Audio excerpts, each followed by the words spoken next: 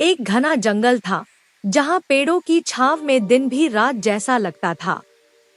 उस जंगल के किनारे एक छोटा सा गांव बसा हुआ था। गांव में एक बूढ़ी औरत रहती थी जिनका नाम अम्मा फातिमा था। अम्मा फातिमा के पास एक बिल्ली थी जिसका नाम शेरी था। शेरी बहुत चालाक, वफादार और समझदार थी। वह अम्मा की अकेली साथी थी। जब अम्मा नमाज पढ़ती या खाना बनाती, शेरी हमेशा उनके पैरों के पास बैठी रहती थी। एक दिन अम्मा के घर के पीछे बने पुराने कुएं से अजीब सी सरसराहट सुनाई देने लगी। अम्मा ने ज्यादा ध्यान नहीं दिया, लेकिन शेरी बेचैन हो गई। वह कुएं के पास मंडराने लगी, जैसे उसे कोई खतरा महसूस हो रहा हो। कुछ ही दिनों में अम्मा की मुर्गियां अचानक गायब होने लगी। पहले एक, फिर दो और फिर एक ही दिन में 3 मुर्गियां। अम्मा बहुत परेशान हो गई। उन्होंने सोचा शायद कोई जंगली जानवर आ रहा है, लेकिन शेरी को यकीन हो गया कि इसके पीछे कोई खतरनाक दुश्मन है। उस रात जब सब सो गए, शेरी चुपचाप कुएं की निगरानी करने लगी। आधी रात के समय कुएं से एक लंबा, काला और डरावना सांप बाहर निकला। उसकी आंखें अंगारों की तरह लाल चमक रही थी।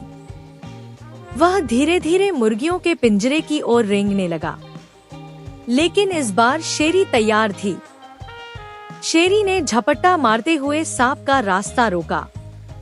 सांप ने फुफकारते हुए कहा, हट जा, ये मेरा शिकार है।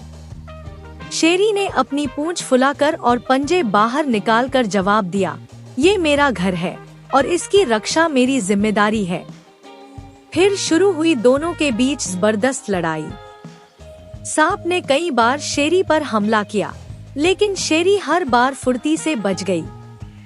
वह जानती थी कि एक काट से सांप उसे मार सकता है, लेकिन वह डरी नहीं।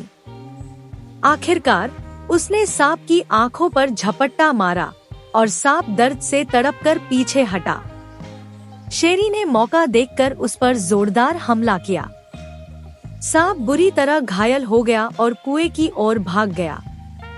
शेरी ने उसका पीछा नहीं किया, लेकिन पूरी रात वहीं डटी रही जब तक सूरज नहीं निकल आया। सुबह अम्मा फातिमा बाहर आई तो देखा कि शेरी की गर्दन पर जख्म है, लेकिन वह अब भी मुर्गियों की रक्षा कर रही थी। अम्मा ने उसे तुरंत गोद में उठा लिया, घर ले जाकर उसकी मरहम पट्टी की और प्यार से बोली, तू सिर्फ एक बिल्ली नहीं है, तू मेरे घर की रखवाली करती है। कुछ दिन बाद गांव वालों ने जब कुएं की सफाई की तो उसमें मरा हुआ सांप मिला। सबने शेरी की बहादुरी की तारीफ की और वह गांव की हीरो बन गई।